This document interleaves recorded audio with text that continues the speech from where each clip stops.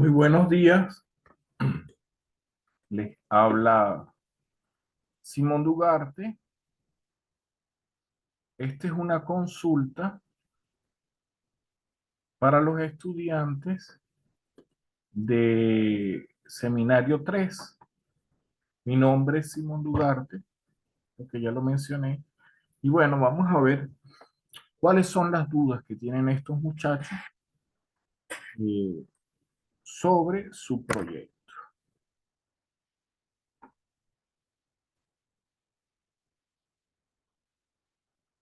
Bueno, ellos me enviaron vía WhatsApp este interrogatorio, ¿no? Este cuestionario. Estas son las dudas que ellos presentan, tal cual lo tomé y lo coloqué allí en pantalla para que ustedes chequeen que son las mismas preguntas y por favor, si alguna se me escapa, si alguna queda incompleta para ustedes, pues podemos interactuar de manera en tiempo real a través del WhatsApp. Yo quise prepararle este material porque aquí agrego algún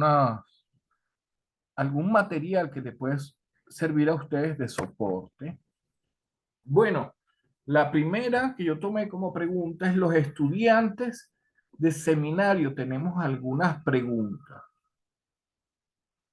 Eh, Interrogantes sobre la factibilidad de un proyecto de carbono en el Instituto San Javier del Valle, ¿no? Tomé la palabra proyecto, discúlpenme ustedes aquí, proyecto de carbono. Yo creo que es necesario precisar más a qué se refieren ustedes un proyecto de carbono.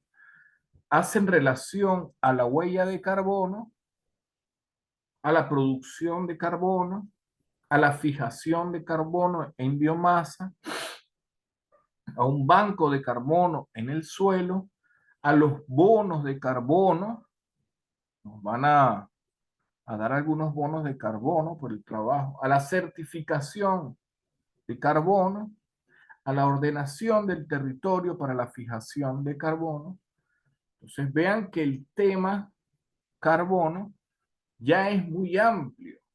Algunos años la palabra carbono pues hacía nada más mención al mineral. Posteriormente el carbono se vinculó con los procesos de cambio climático, ¿verdad? Y se hablaba de un secuestro de carbono.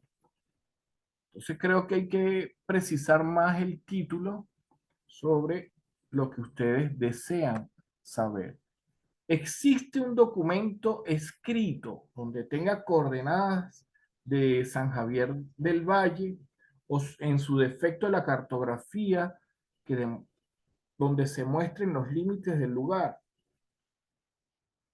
Sí, sí lo hay. En primer lugar está el plan de ordenación del año 2002, ¿verdad?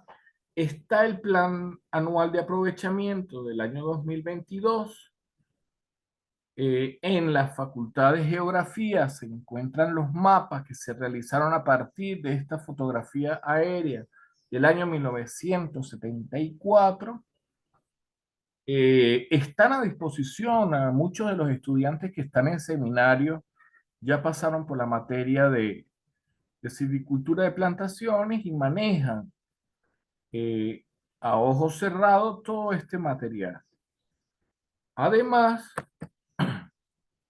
bueno, hay que decir que la finca San Javier de la Valle para 1952, que fue adquirida, tiene la siguiente distribución: 93 hectáreas de páramo, que también fijas carbono, asumiendo que fuera la fijación de carbono, que existen 1048 hectáreas para 1952 de fijación de carbono, que existía en ese momento 4 hectáreas de reforestación apenas, habían 200 hectáreas para potrero y algo que se denominó parque jardín, que eran las áreas verdes, especialmente de la Casa de Retiros Espirituales San Javier, con 5 hectáreas, para un total de 1.354 hectáreas, que es lo que abarca la propiedad. Para el año 2000 se estima la misma superficie de páramo, los bosques se incrementan prácticamente en 100 hectáreas, o sea que el bosque natural incrementó su presencia. Existió para el año 2000 100 hectáreas de plantación y hay una superficie de potrero que disminuye. Es importante detenernos acá porque es una de las pocas experiencias donde el manejo de un espacio se ha transformado de la ganadería extensiva que existía en el año 52 y anterior a una superficie completamente restaurada, rescatada y llena, colmada en este momento de cobertura vegetal. La finca San Javier del Valle antes del año 52 era una finca destinada a la cría extensiva de ganado en alta montaña. Allí existía un rebaño, iban una vez al año, recogían todo el ganado, marcaban el nuevo, los vacunaban a todos y cosechaban, tomaban pues las reses que estuvieran listas para matadero y se desperdigaban nuevamente por el terreno. Todo eso era potreros de capín melado, no habían bosques en las riberas de los ríos, de las quebradas, y bueno, ese era el manejo, a un manejo del año 2000, donde tenemos reforestación, bosques que han incrementado su presencia, ¿verdad? Y reforestación. Vean el cambio, yo creo que este es un cambio. Otro de los elementos, sobre todo que piden en cartografía, bueno, tenemos el trabajo realizado por Dugarte y Dávila, donde se delimita de acuerdo a lo que está en el plan de ordenación y manejo, los linderos de la finca. Disculpen. Entonces tienen que consultar, irse a consultar este plan de ordenación y manejo. Esto fue tomado de los documentos originales de compra y venta de esa propiedad. Y bueno, tienen las herramientas estas modernas donde observamos que en el valle la única propiedad que mantiene, conserva y extiende la masa boscosa es San Javier del Valle. Lo demás está así, todo el valle está así. Esta cuenca productora de agua está sobrepoblada. Entonces creo que hay una ganancia importante para la fijación de carbono, la producción de biomasa, para el manejo múltiple de estas plantaciones y bosques naturales que es interesante acotar. Bueno, ¿cuál es su opinión acerca de la legislación venezolana y su relación a los proyectos de carbono? Sigue siendo ahí un misterio el proyecto de carbono, pero podemos señalar que la legislación venezolana, disculpen, la legislación venezolana es muy completa, amplia, ha venido tomando un proceso de transición, de adaptación a los nuevos paradigmas desde el año 2000, ¿verdad? Y tenemos todo este compendio, aquí se lo señalo, gran cantidad de todas estas leyes que protegen, que conservan, que estimulan los recursos. Ustedes me disculpan, pero me encuentro muy mal de salud. Y así quiero darles respuesta. ¿Verdad? En la pirámide de Kelsen está muy bien desarrollada. Sin embargo, en los convenios internacionales tenemos los protocolos de Montreal. Los protocolos de Montreal fueron ratificados por el Estado venezolano. Para mi escaso entender, no se ha articulado, no se ha articulado el contenido de esos protocolos dentro de la legislación. No se han operativizado, no hay señales, no hay rumbo de qué hacer con el secuestro de carbono planteado en los protocolos de Montreal, cómo se va a articular, cómo se van a tasar esos bonos de carbono. Vamos a ver qué hay más adelante.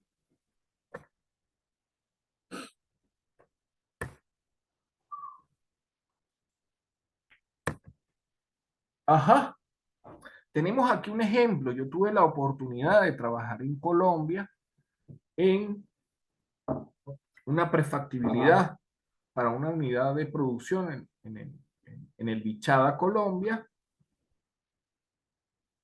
El Bichada, Colombia responde a una ordenación del territorio y esta parte de los llanos orientales colombianos se ha ordenado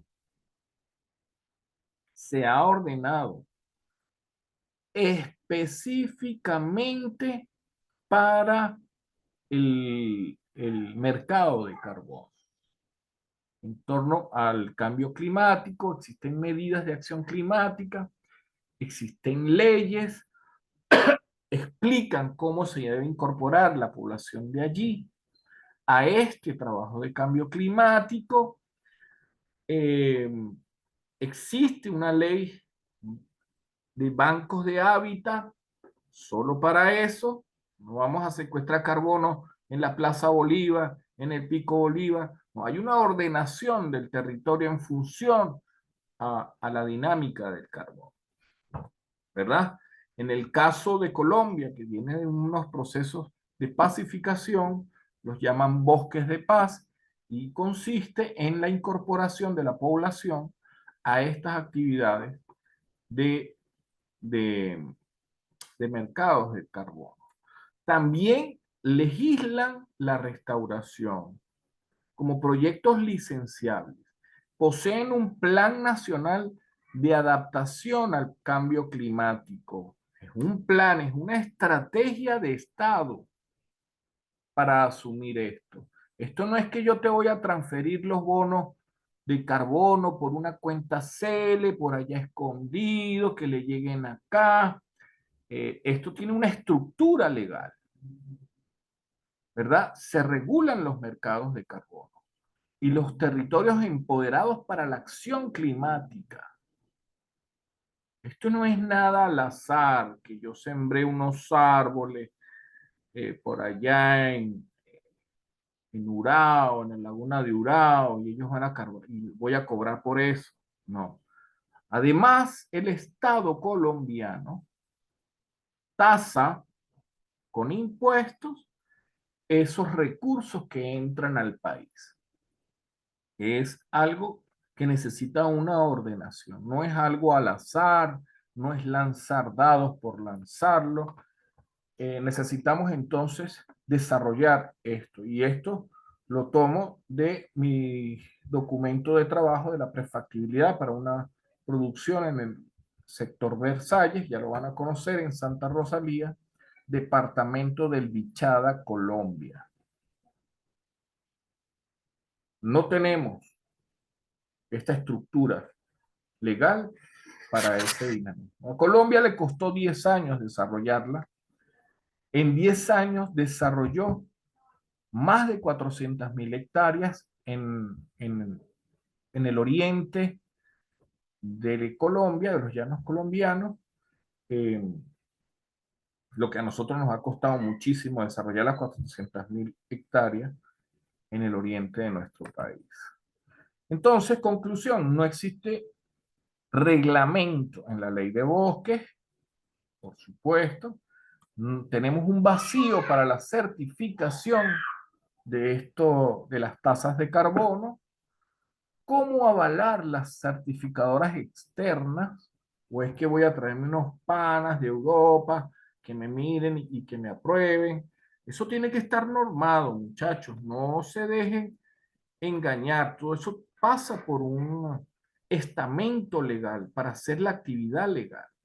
¿cómo tasar? ¿Cómo el Estado va a obtener impuestos de esos recursos? El Estado no va a permitir que eso sea así como un lavado, que eso sea así entre privados. Las operaciones internacionales tienen su normativa y sus procedimientos. ¿Cómo van a pagar? ¿Verdad? ¿Me van a transferir a una cuenta personal?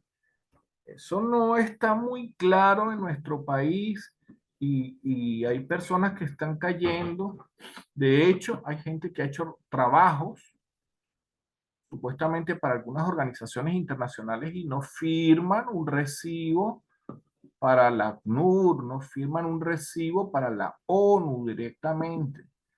Entonces deben estar alerta eh, porque no existe un marco legal. ¿Cómo se va a reflejar eso en el Producto Interno Bruto de Venezuela? Colombia sí lo tiene, ¿verdad? ¿Cuánto va a ser la participación de los bonos de carbono en el PIB? ¿Cómo se cuantifica? ¿Cómo se paga? ¿Dónde aplicar los proyectos de carbono? ¿Será que los puedo aplicar allá en los médanos de Apure?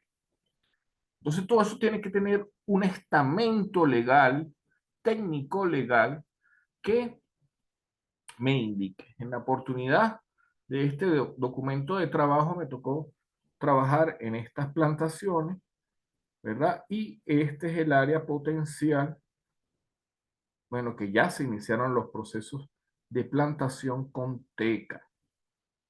Hay otra cosa, hay que desmitificar el carbón. Y lo vamos a hablar más adelante con la teoría de Müller, que los muchachos ahí de seminario manejan muy bien, ¿verdad? Ajá, vamos a establecer un bosque y lo vamos a dejar ahí sin manejar su competencia, sin hacerle limpieza. Vamos a tener 1111 arbolitos de 20 años, de 5 centímetros de diámetro. Entonces, el marco de un proyecto de carbono, cualquiera que sea, debe estar implícito el manejo. Debe estar implícito, y además para que garantice su éxito, debe estar implícito el manejo. Bueno, ustedes pueden buscar toda esta información, cómo Colombia planificó, aquí estaba yo por allá llevando sol del bueno, cómo Colombia planificó que sus llanos orientales se destinaran, ¿verdad?, para la captura de carbono. Ellos no hacen captura de carbono en las costas, en la costa Caribe, ellos no hacen captura de carbono allá en el Cristo de Montserrat, ellos no hacen captura de carbono en la Catedral de Sal, ¿verdad? Ni en la Plaza de Pamplona. Ellos destinaron lo que denominan la Orinoquia colombiana para tal fin, ¿verdad? Dividieron esto. Por aquí está la frontera con Venezuela, el río Meta, que es afluente. Tienen estas tierras que están frente al estado Apure. Climáticamente son muy similares, pero en suelos es otro universo. Aquí, particularmente donde yo trabajé, en esta zona hay suelos oxisoles y pueden desarrollar eucalipto, hay pino, caucho, teca, melina, el acacia magnum. Ellos están muy adelantados en eso. Los suelos permiten ese desarrollo, ¿verdad? Pero también tienen implícito el manejo. Hay que hacer aclareo para que el carbono siga concentrándose. ¿Recuerdan aquel principio que era concentrar la calidad de sitio en los mejores individuos? ¿No? Ellos hacen sus aclareos, ¿verdad? Y la masa que queda se activa el crecimiento y en la absorción, en la fijación de carbono. Si no se estanca, como ustedes bien lo saben. Bueno, vamos a ver qué otra pregunta hay. ¿Cuáles podrían llegar a ser las salvaguardas ambientales de un proyecto de carbono en el instituto? Yo estoy convencido de que la mayor salvaguarda ambiental es el manejo múltiple de las plantaciones forestales de manera expedita, ¿verdad? Mire, estas muchachas deben estar ahí, deben explicarle a ustedes mejor. Sí, debemos manejar. Este bosque se ha manejado durante 69 años.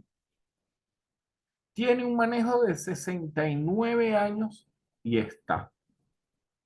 Y continúa cumpliendo sus funciones sociales, ambientales, ecológicas, porque está dentro de una zona protectora del río Mucujún, educativas, aquí se forman estos niños en materia de agropecuaria, de artes eh, múltiples como ebanistería, talla, torno de madera y de metal, herrería, textil, costura, pero sobre todo la parte agropecuaria es con la que yo estoy más vinculado, ¿no? Y aquí están los bosques eh, con 69 años de existencia. Bosques que no existían, plantaciones que no existían en el año 50, ahora sí existen, permanecen y están en una dinámica y en una sinergia con el medio y con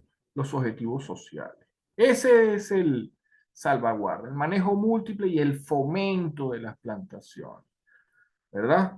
Yo creo que en nuestra legislación hace falta mayor libertad, mayor independencia para la gente que planta, garantizarle a la gente que planta un bosque para carbono, para oxígeno, para el suelo, para cualquier bien ambiental que ella pueda manejar, ¿verdad? Si no, hay muchos procedimientos que entorpecen. En algún momento existió el 2020, el decreto 2026, que le daba ciertas libertades, pero el derecho no fue progresivo, retrocedió y ahora los procedimientos suelen ser muy largos y muy engorrosos. Entonces hay mucha gente que prefiere no plantar, ¿verdad? Bueno, ¿cuáles pueden ser las actividades necesarias para aumentar los acervos de carbono? Esta pregunta es muy importante. ¿Cómo hacemos para aumentar el acervo de carbono? ¿No? Entonces tenemos aquí el cuadro de Müller que se le explica mucho, se le hace énfasis en el manejo de poblaciones, en todos los que manejan poblaciones, bien sean zootecnistas, bien sean agrónomos, agrícolas, tienen que pasar por esto, ¿no? Las poblaciones tienen un crecimiento establecido en función del sitio, en función de la calidad del sitio. Y al alcanzarlo, vamos a hablar de árboles, los árboles entran en una dinámica, como lo ven aquí, decreciente, va muriendo, va desapareciendo. Aquí el carbono se está perdiendo, muchachos. Vuelve el carbono otra vez a la atmósfera si nosotros nos realizamos un manejo múltiple de estas plantaciones, aplicamos unas técnicas de manejo silvicultural, aquí lo tienen, ¿verdad? Y bajamos concentramos la calidad de sitio en los mejores árboles para que esta curva pueda volverse a arrancar, a capturar más carbono, ¿verdad? Esto es muy importante y quien formule las políticas para Venezuela de carbono lo debe tener muy claro. Las plantaciones no son eternas, intocables y para contemplación. Las plantaciones son una obra del ser humano, deben ser manejadas para que cumplan sus objetivos. ¿No? Otro de los elementos que nosotros podemos tomar como un acervo es la ecuación USLE. La ecuación USLE es la pérdida de suelo, la ecuación universal que todos conocemos, ¿verdad? Y que las variables precipitación, suelo, pues son constantes en el mismo sitio, pendientes. ¿Qué es lo que vamos a manejar? la cobertura del dosel, ¿verdad? Y observamos que este coeficiente se hace mayor cuando existe cobertura. Pero cobertura donde tanto cobertura en el dosel como cobertura en el suelo. Entonces tenemos dos estratos, los árboles y los pastos. Esto nos está conduciendo a un sistema silvopastoril. Es el más eficiente de acuerdo a esta ecuación para cumplir los objetivos de conservación de la zona, además de los objetivos ambientales, sociales, económicos, de producción de agua, entre muchos otros. ¿Cómo sería la administración de los ingresos por bonos de carbono? Pues mire, yo no soy administrador, pero ni de mi quincena porque es chiquita y no sirve para administrar. Pero es una pregunta para un administrador. Esta es una pregunta para un administrador. Yo supongo que en lo que establezca la ley de los bonos de carbono, ¿dónde estará la ley para ver en qué se puede gastar y en qué no? Recordemos que en el Instituto San Javier del Valle hay 500 muchachos, ¿no? Todos los días hay 500 jóvenes que se están formando, se están educando, reciben su educación formal, además de recibir su educación técnica. Yo creo que esto es algo muy importante que no se debe desestimar. Además, el Instituto San Javier del Valle abre las puertas a la investigación y hemos tenido unos productos de esta sinergia entre la facultad y San Javier muy valiosos, muy fructíferos en investigación, ¿verdad? Los muchachos están en permanente formación, solamente en el... y son ellos los que asumen, ¿verdad? Habría que esperar el desarrollo de esa ley de bonos de carbono. ¿Qué efectos sobre la población puede acarrear un proyecto de carbono? Hay que evaluar las condiciones que establezca la ley. ¿Cómo me va a condicionar la ley eh, esto? Lo que sí hace falta, yo creo que el fin de cualquier trabajo que ustedes deseen emprender es en establecer metodología. ¿Cómo voy a medir el carbono para San Javier del Valle en unos árboles así tan curiosos? ¿Verdad? ¿Cómo voy a establecer yo aquí una metodología dentro de este bosque de pino que algunos ya lo conocen, ¿no? En el suelo que habrá, ¿qué metodología voy a aplicar? Aquí hay cerca de 1,5 metros de acumulación de materia orgánica. ¿Cómo vamos a medir y cómo vamos a tasar? Entonces, ese cómo vamos es la metodología. Yo creo que hacia allá debe ir cualquier incógnita de ustedes, cualquier duda, es en establecer primeramente la metodología antes de que nos venga un proceso legal que por lo general están alejados de la realidad. Bueno, yo espero haber cumplido con, mire aquí los errores ortográficos por escribir de noche, cumplido con sus expectativas. Gracias por su atención.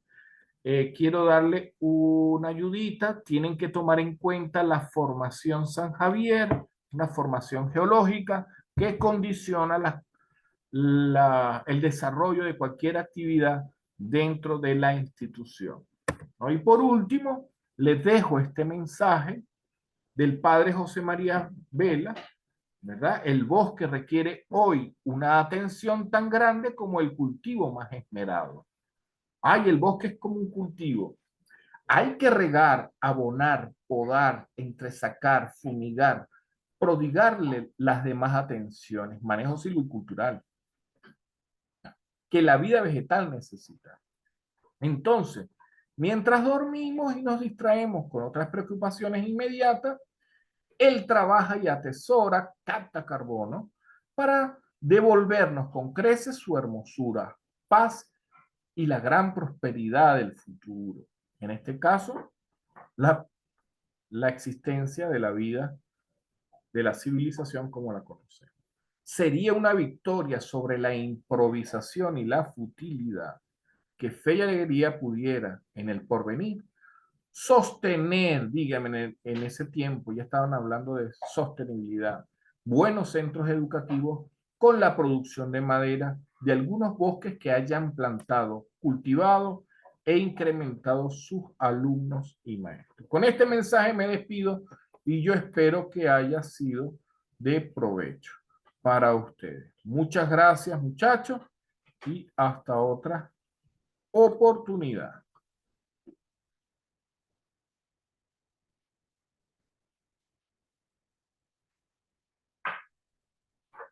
Y como